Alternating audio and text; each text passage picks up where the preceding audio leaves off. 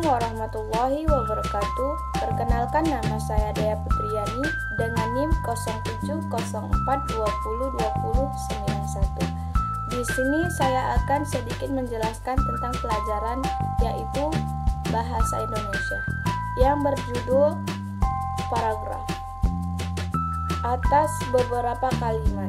Sebuah paragraf terdiri atas satu pokok pikiran atau satu gagasan utama. Menurut Cher tahun 2011, paragraf adalah satuan bahasa yang terdiri atas dua buah kalimat atau lebih yang saling berkaitan, memiliki satu kesatuan yang utuh dan padu. Dan menurut Kamus Besar Bahasa Indonesia atau sering disebut juga KBBI, paragraf adalah bagian bab dan suatu karangan, biasanya mengandung satu ide pokok dan penulisannya dimulai dengan garis baru. 2. Tujuan paragraf. Penulisan paragraf sering ditandai dengan penulisan kalimat yang menjarak ke dalam. Selain itu, penulisan dapat menentukan spasi untuk membedakan jarak antara paragraf. Tujuan membentuk paragraf yaitu 1. Membedakan penulisan dalam merinci ide pokok. 2. Membedakan pembaca dalam memahami pokok pikiran suatu karya tulis. Dan 3. Memberikan perhentian yang formal sehingga pembaca dapat beristirahat. 3. Fungsi paragraf. Menurut Alex dan Ahmad tahun 2011, fungsi paragraf antara lain: 1. Mengekspresikan gagasan tertulis ke dalam kalimat yang tersusun secara logis. 2. Menandai pergantian gagasan baru setiap paragraf. 3. Memudahkan penulis dalam mengatur gagasan. Dan 4. Memudahkan pembaca dalam memahami tulisan. 4. Jenis-jenis paragraf. Menurut Spinoza tahun 2009, paragraf dikelompokkan menjadi 3. Ketiga kelompok paragraf tersebut antara lain paragraf menurut posisi kalimat topik, menurut isinya dan fungsinya, jenis-jenis paragraf berdasarkan posisi kalimat topik. Kelompok paragraf menurut posisi kalimat tofiknya dibedakan menjadi 4, yaitu paragraf deduktif, paragraf induktif, paragraf deduktif-induktif, dan paragraf penuh kalimat tofik. Paragraf deduktif.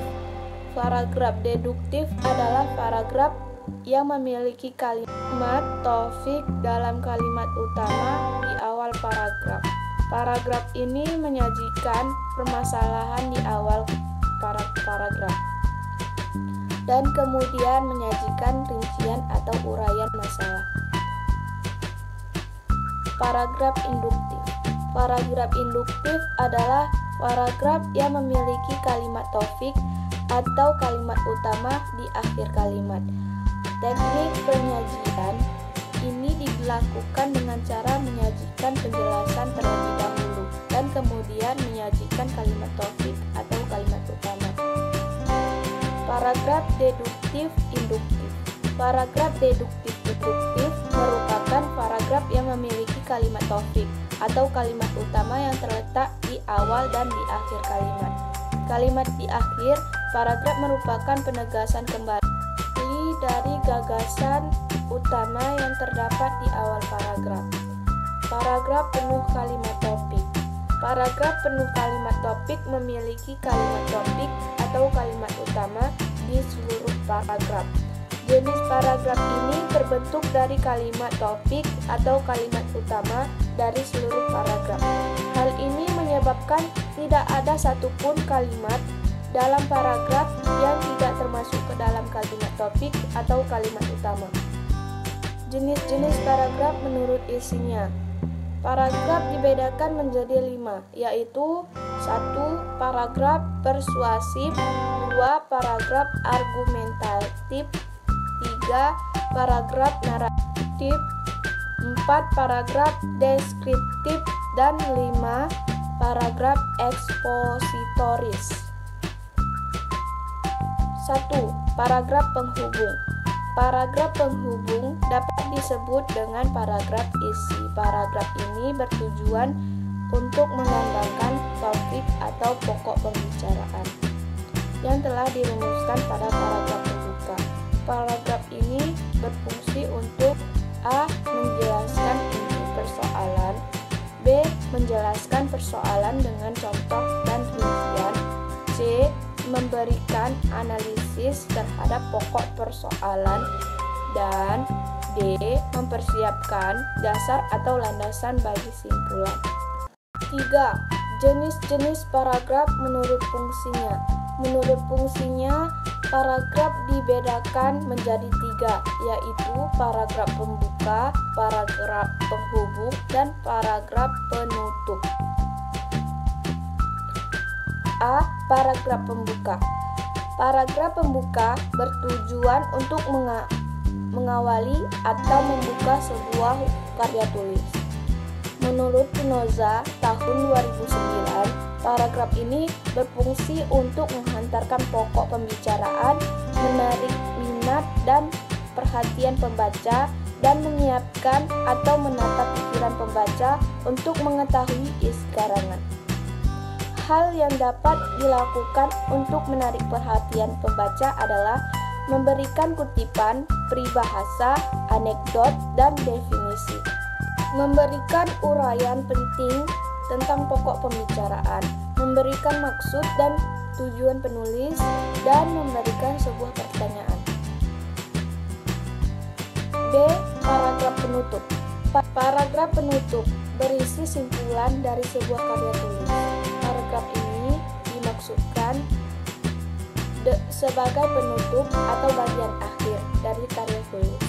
Ada beberapa hal yang perlu diperhatikan dalam penyajian paragraf ini, yaitu 1. Sebagai bagian penutup, paragraf ini tidak boleh terlalu panjang.